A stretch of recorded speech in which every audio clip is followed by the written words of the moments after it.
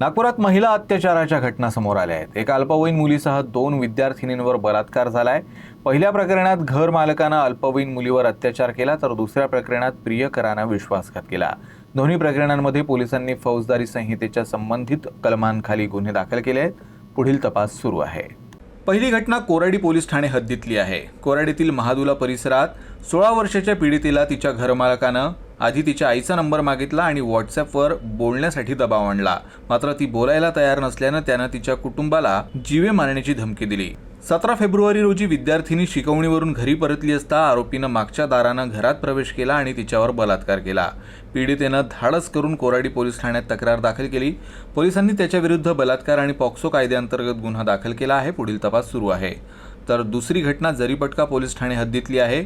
इंदोरा परिसरात 18 वर्षीय तरुणीवर प्रेमाच्या नावाखाली जवळजवळ 3 महिने वारंवार बलात्कार करण्यात आला। पीडितेच्या तक्रारीनुसार तिची 19 वर्षीय आरोपी सुमित फुलझेलेशी मैत्री झाली।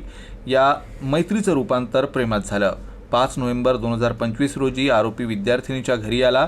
तिला एकटी पाहून त्यानं तिच्यावर बलात्कार करण्याचा प्रयत्न केला। तिनं प्रतिकार केला असता सुमितनं तिला मारहाणीची धमकी दिली। या भीतीचा फायदा घेत त्यानं 5 नोव्हेंबरपासून आतापर्यंत तिच्यावर अनेक वेळा बलात्कार केला। अखेर हिंमत एकवटून तिनं जरीपटका पोलीस ठाण्यात तक्रार दाखल केली। पोलिसांनी त्याला अटक केली आहे।